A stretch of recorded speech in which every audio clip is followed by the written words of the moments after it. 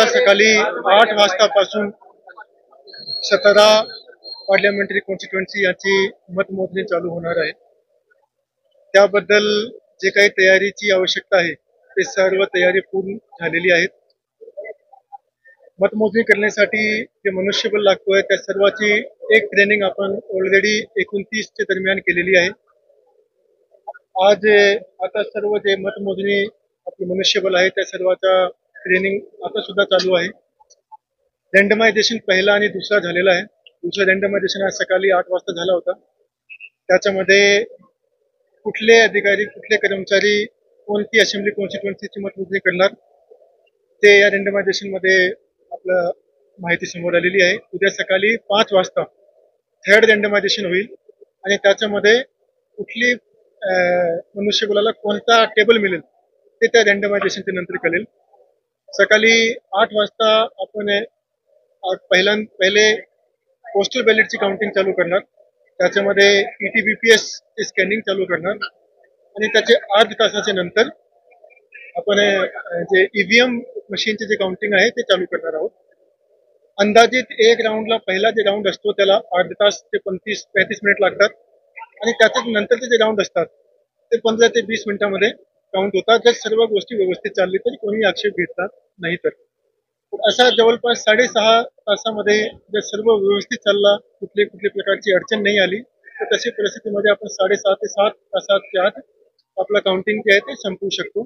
त्याच्यामध्ये जे postal ballot जे आहे ते EVMचे लास्ट राऊंडच्या अगोदर संपले पाहिजे. तर तशीही आपण ऍडिशनल मनुष्यबळ ठेवलेली आहे. टेबल्स बद्दल जर सांगितलं तर पोस्टल बॅलेटसाठी 14 टेबल्स आहे. आपल्याकडे जवळपास आतापर्यंत 6,500 पोस्टल बॅलेट्स आलेले आहेत. ETBPS साठी 20 टेबल्स आहे. प्रत्येक टेबलवर ऑन एन एव्हरेज आपण 250 ते 300 स्कॅनिंग करणार आहोत. याच्याशिवाय प्रत्येक असेंब्ली कॉन्स्टिट्युएन्सी निहाय 20 टेबल ठेवलेली आहे. ऑन एन एव्हरेज आपले 18 ते 19 राऊंड असणार.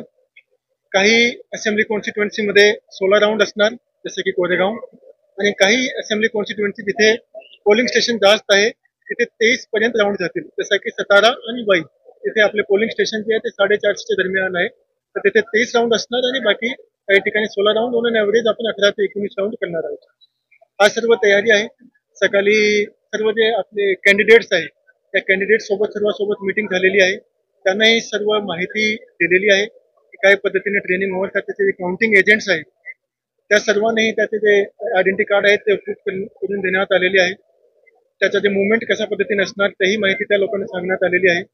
शेवटी आम्ही आणखीन एक सांगू इच्छितो की सर्व मतमोजणी झाल्यानंतर आपण शेवटी 30 व्हीव्हीपॅट रँडमली सिलेक्ट करणार चिठ्ठी टाकून आणि त्याची मतमोजणी परत होतील आणि त्याची व्हेरिफिकेशन केला जाईल की व्हीव्हीपॅट मध्ये आणि EVM मध्ये जे काउंट आला होता तो सेम आहे किंवा नाही.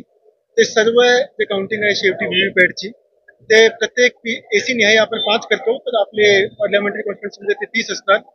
ते काउंटिंग सर्व काउंटिंग एजंट ते समोर असणार आहेत आणि त्याची सर्व तयारी झालेली आहे आणि उद्या सर्व काउंटिंग करण्यासाठी आपली सर्व यंत्रणा जी आहे ते तयार. 700 ते 800 वेगवेगळ्या प्रकारचे अधिकारी कर्मचारी या ठिकाणी उपस्थित असणार. त्याच्यामध्ये काउंटिंग एजंट आहे. काउंटिंग एजंट तर ह्याचे असतात पण आपले counting supervisor, counting assistant, micro observer आणि मग शिपाई, तलाठी वगैरे असतात जे मुवमेंट करतात. त्याच्याशिवाय बाकी जेवणासाठी व्यवस्था, शौचालयाची व्यवस्थेसाठी आणि आपले जे अधिकारी, पोलीस बंदोबस्त असे सर्व मिळून जे आहे ते आकडा जे आहे ते 1000च्या पुढे.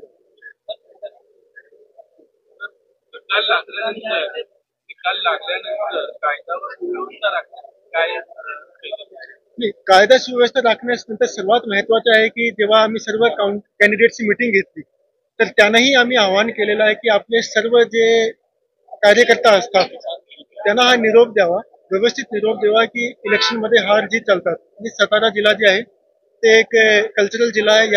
आजपर्यंत या जिल्ह्यामध्ये कुठलीही चुकीची घटना इलेक्शन मध्ये घडलेली नाही आहे. तर आता सुद्धा होऊ नये त्यासाठी पहिलं आवाहन केलं आहे. याच्याशिवाय पोलिसने सुद्धा सर्व काळजी घेतलेली आहे की कुठल्याही प्रकारचा वाद निर्माण होऊ नये आणि म्हणून मला वाटतं की कुठल्या प्रकारचा वाद आपल्या जिल्ह्यामध्ये कसा रिझल्ट लागला कोणाच्या मध्ये होणार नाही आहे. स्वतःचे जे लोक आहेत ते हा नियम काढून पाळतील असा मला जिल्हाधिकारी म्हणून विश्वास आहे.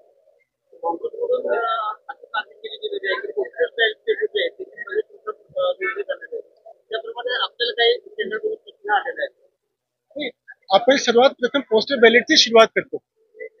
सुरुवाती आपण 8 वाजता जे करतो ते पोस्टल बॅलेटची सुरुवात करतो आणि त्याच्या अर्ध्या तासाच्या नंतर ईव्हीएम मशीनची सुरुवात करतो.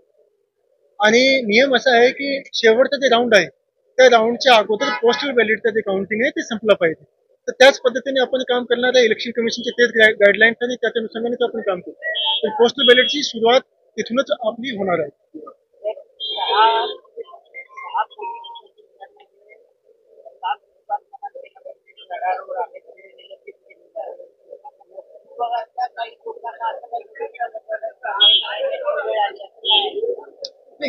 ट्रेनिंगमध्ये काही अधिकारी कर्मचारी अनुपस्थित होते. तर त्यांना आम्ही नोटीस बजावलेला आहे. जेव्हा आमची 29 तारीखला ट्रेनिंग झाली होती त्याच्यामध्ये अनुपस्थित होते. मग त्याला 30 तारीखला परत बोलवला होता आणि ते ट्रेनिंगमध्ये हजर राहिले.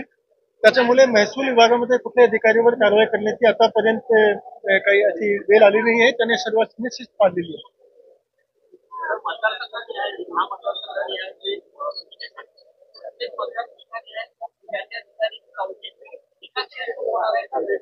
एकच वेळी सर्वांचे चालू होणार आणि सर्वात राऊंड संपण्याच्या नंतर जे सेकंड राऊंड चालू होणार ते सुद्धा सेम टाइम सर्वात चालू होणार. राऊंड चालू होण्याचा आणि जेव्हापर्यंत सर्वात संपत नाहीये नवीन राऊंड आपण चालू करणार.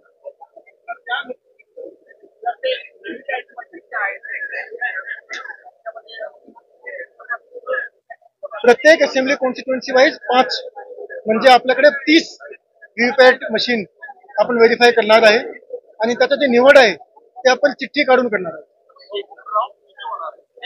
ऑन एन एव्हरेज 18 ते 19 राऊंड. कोरेगाव सारखे जे असेंब्ली कॉन्स्टिट्युएन्सी आहे त्याचे 16 राऊंड असणार कारण तिथे पोलिंग स्टेशन कमी आहे. वाई 17 मध्ये 450च्या दरम्यान आहे तर तिथे 23 राऊंड असणार. प्रत्येक असेंब्ली कॉन्स्टिट्युएन्सीचे आपल्याकडे 20 टेबल्स आहेत. मागच्या वेळी 14 टेबल होते, यावेळी आपण वाढवले आहे जेणेकरून आणखी गतीने आपण निकाल देऊ शकू. जर सर्व गोष्टी वेळेवर चालली तर 6:30 ते 7 तासाच्या आत आपण निकाल जाहीर करू शकतो. तर माझा अंदाज आहे की कुठल्याही प्रकारची अडचण नाही आली तर 2:30 ते 3 वाजता दरम्यान आपण रिझल्ट जाहीर करू शकतो. महाबळेश्वर वगैरे बद्दल विचारायचं होतं ना.